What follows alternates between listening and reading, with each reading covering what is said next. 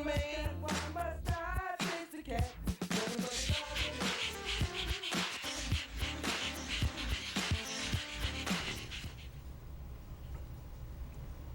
Good evening and welcome to Pound Posse Presents. We have a bit of a different setup this evening. We have a very special guest. You've all heard me talk to death about my birthday dogs, and we have the honor of having Murdoch here this evening. And a great big thanks go out to Linda Stuurman, president of Last Hope Inc., and John Esposito, who were Murdoch's escorts this evening. Thank you both for coming. Our pleasure. Our pleasure. Murdoch comes all the way from Long Island, so we have a rather comfortable beach set up just for him. And, you know, it's all good. I'm going to need a crane to get out of the chair, but, you know, my friends here will help me. So let's talk about Murdoch's story. Who wants to tell Murdoch's story? I think John has the most information, and I'll add to it if he doesn't cover every point that we know of. Okay. But there's So some mystery Murdoch to him. became known to the rescue community in and around Long Island in about July of 2014, when he was brought into the town of Hempstead animal shelter as part of a criminal proceeding.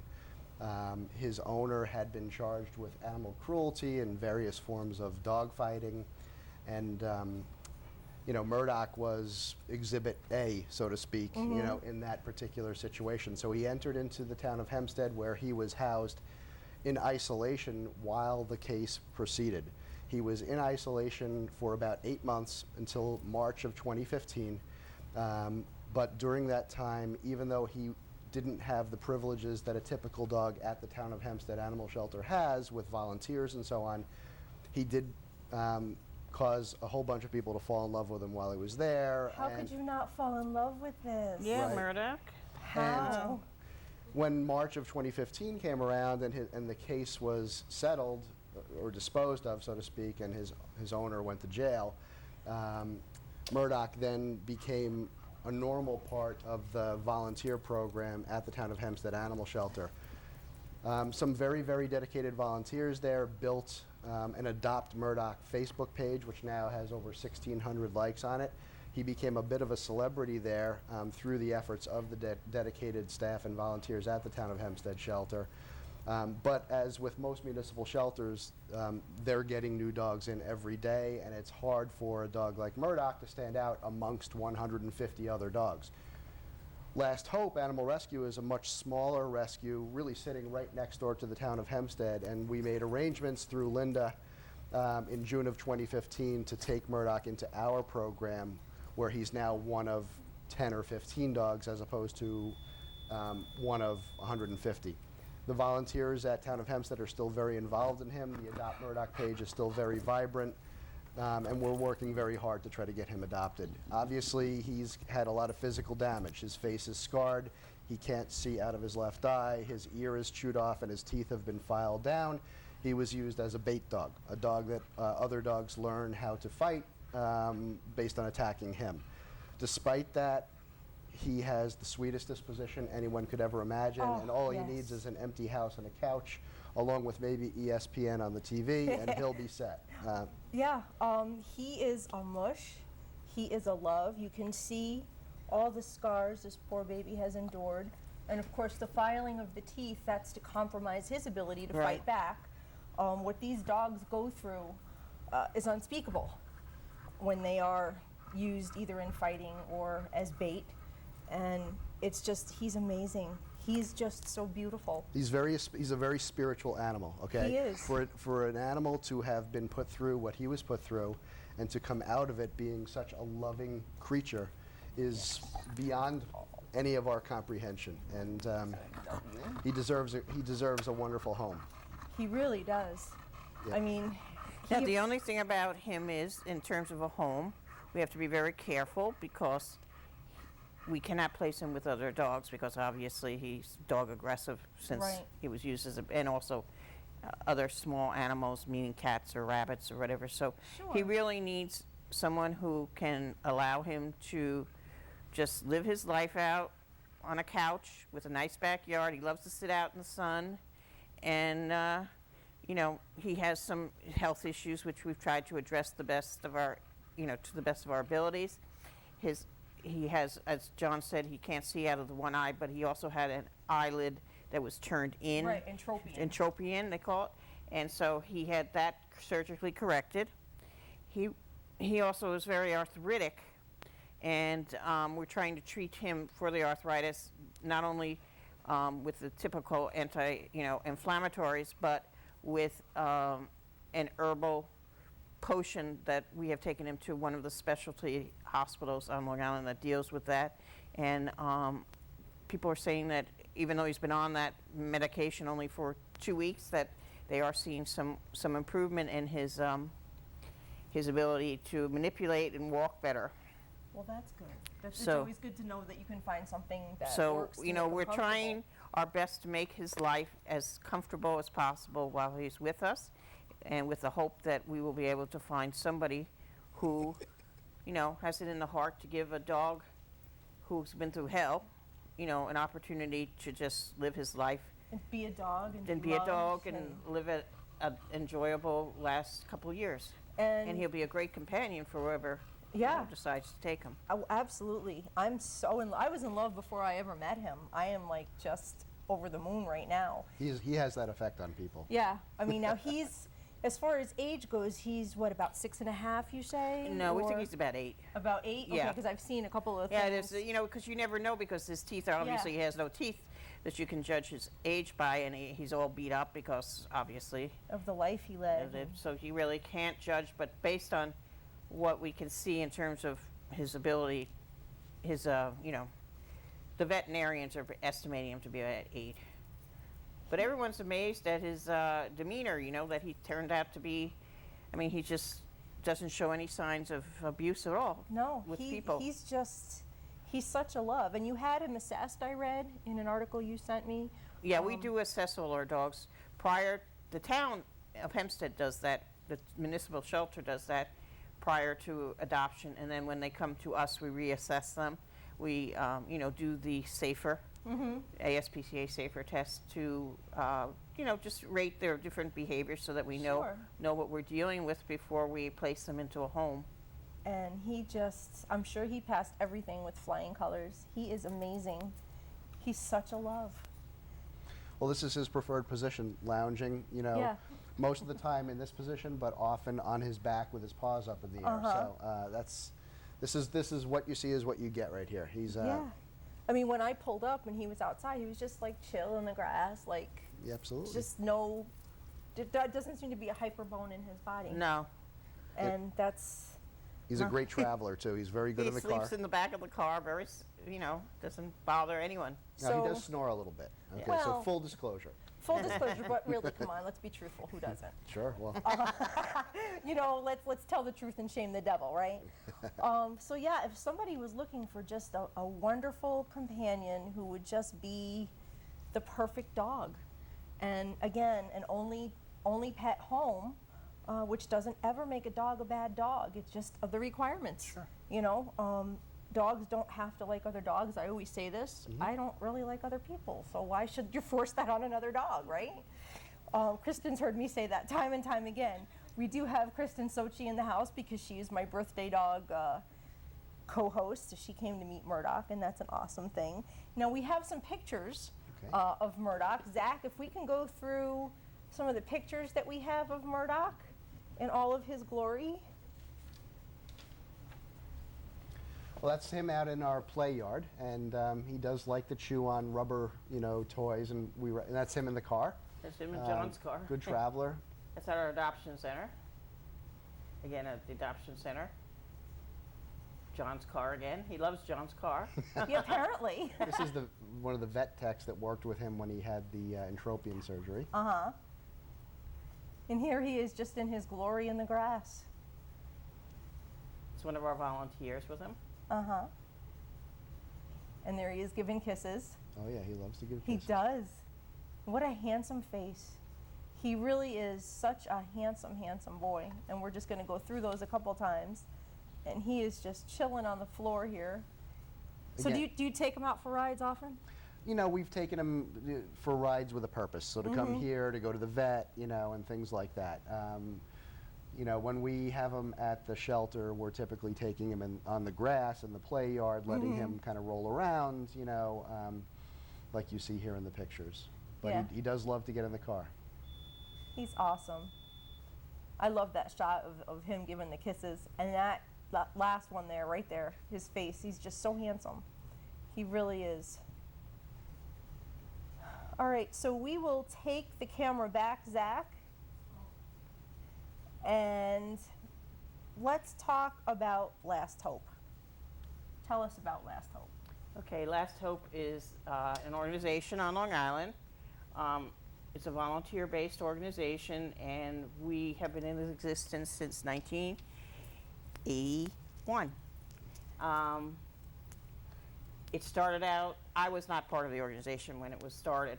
The organization started in '81 with the primary purpose to remove what they were calling at that time death-due pound animals from the local shelters and place them into homes. And that was done through a foster system. And that was done by about five women who founded the organization and some volunteers. I came onto the scene in about 1987, 88, and I was mainly involved with feral cat trapping. That was my thing. And then the woman who founded the organization decided that she wanted to go on to better things. So she asked me to take it on in 1991, which I did, and I really had no idea what I was getting into. Surprise! At that time, we had maybe 10 volunteers, and the organization has just basically skyrocketed in terms of volunteers, the setup that we have to hold the animals, the number of animals that we're able to rescue, the outreach programs that we can offer to the community. It's just, you know, been a continuing uphill spiral. And now, And right that's now, a good thing, because I'm sure you're helping more and more animals. yeah, we're helping more and more animals, and we have more people involved, and we have probably over 300 volunteers now. Wow. And That's a lot of people. That really is. we place close to 600 cats and 250 to 300 dogs a year. Wow, that's amazing. So, and our dogs are all shelter rescues. Either they're coming from the local municipal shelters on Long Island, or we also have what we call a Southern Dog Rescue, where we take dogs from the south and place them up for adoption, because my passion is our beagles. And I've been rescuing beagles from the south since about 2008, 9. So we have a program with 3 shelters, Southern shelters, where they send us dogs. Again, we have them evaluated by them before they come to us, and then we reevaluate them before they go up for adoption. So our cat program is huge. We have a feral cat initiative where we help people, you know, who are feeding feral cats to get them spayed and neutered through a feral cat low-cost spay-neuter program. We also hold free spay-neuter days. So, you know, it's a very active organization, and, you know, we try to help out the community as well as help out the animals in the community. Well, it's a nice thing to be able to do both. Right. You know, it's got to be a partnership. You know, you help to keep animals in their homes. You help to find animals homes. You support the ferals. It's a package deal. Absolutely. And I applaud you for all that you do. Well, And thank you. Thank you for that. There are some other before we do that, we did have your logo to put up for anybody who wants to find you guys on the internet. We'll give that information later. Zach, we have the logo. There we go. Last Hope, established 1981, which I told you was a very good year. We'll leave that alone, but that is your Yes, logo. next year we're having our 35th anniversary. Oh, the that fall hurts. of 2017. Alrighty, so we'll take the camera back for a second. 2016, I should say. Sorry. And we've got some other animals that you've got that we want to talk about. Let's see, who do we have? We have Nelly, Nelly's another pit bull that came from the town of Hempstead Animal Shelter. Okay, can we get the pictures of Nelly up, Zach? Nelly's a beauty. Yeah, she's like a mastiff, a bull mastiff pit mix. And Yeah, she's another, all day long. Another lounge lizard.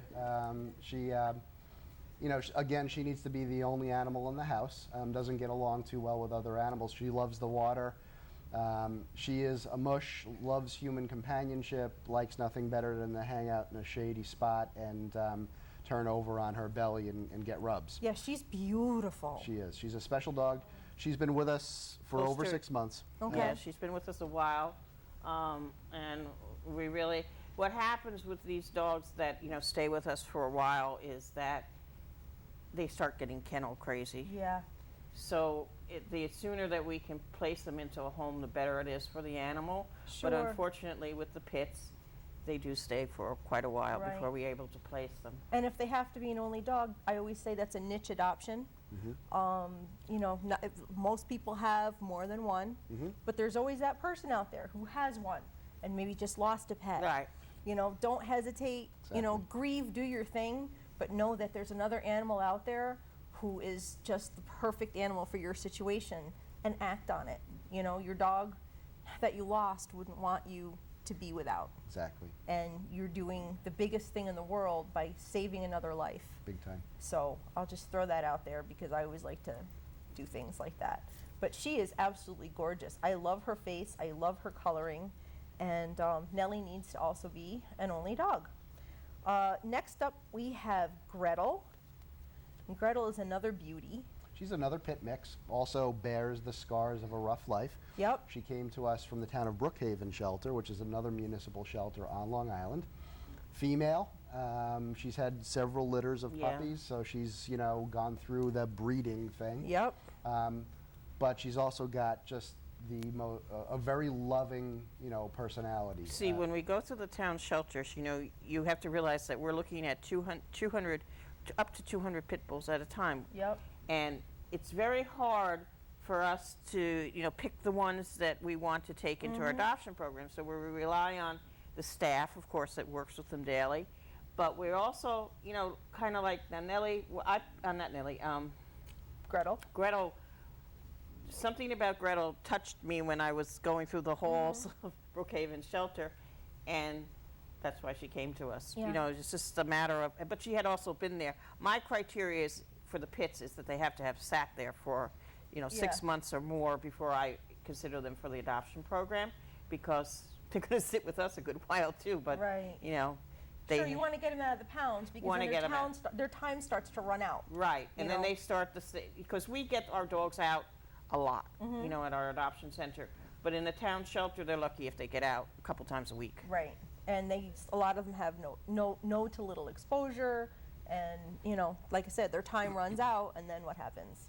And you know, having said all that, though, I think we need to make sure we salute the volunteers and the staff at the town shelters, because they're doing a really tremendous job under a very high stress situation. At Last Hope, we get to pick and choose the dogs that we take. At a They don't town pick and shelter, choose. they have no choice. No. They have to take every dog that, you know, Yep. comes through the door. So the work they do is nothing short of magnificent, and they're our partners. You know, Yeah, I mean, absolutely. yeah, absolutely. Yeah, and you have to have a partnership. That's a key word. Absolutely. Right there. We do have another animal, Sylvie. If we can have Sylvie's picture up, Zach. That's a cat. So that's from earlier today, actually. So Sylvie. Yeah, I had the feeling you did that. You're like, oh, wait a minute. Here's an animal we can put up tonight. So you know, Right now, we have 100 cats and kittens for adoption at our adoption center, but we also work very closely with the Petcos and the PetSmarts and all those, and we have 2 adoption centers at PetSmarts and I think 2 or 3 at the Petcos. But we're in the heart of kitten season right now. You know, Oh, yeah. It's right. And the adult cats, the adult cats. Murdoch's like Murdoch's snoring. snoring. He doesn't want to hear about the cats. No.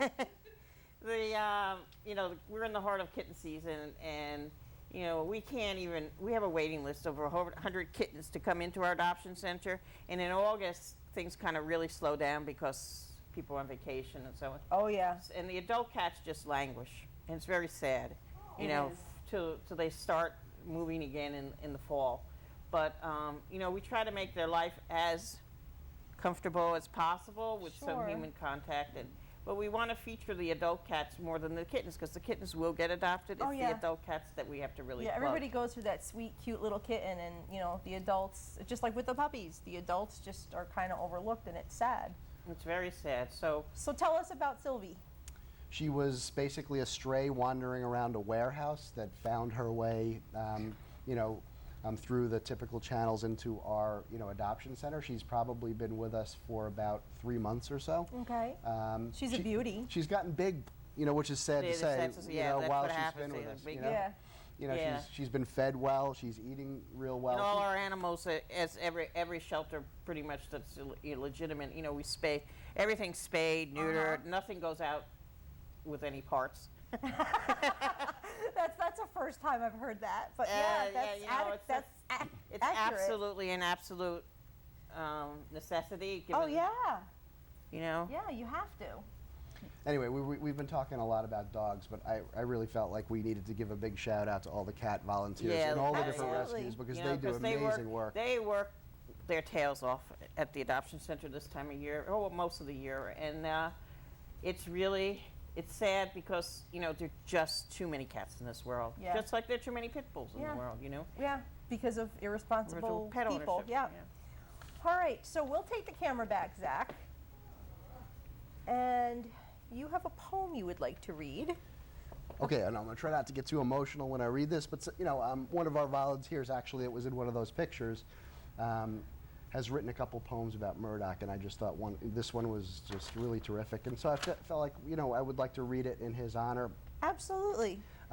It was titled "Face of a Fighter," and it goes like this: "You once were a puppy full of life, playing and sleeping, not a hint of strife.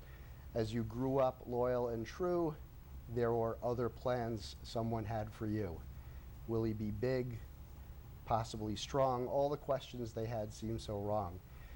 Now as I wait, I hear people say, what's wrong with his face? What made him that way? I lost half my vision, but I can still see a home full of love is out there for me. For vision is not what I actually see. It's what's in my mind and what's meant to be." That's beautiful. Did you guys have that posted?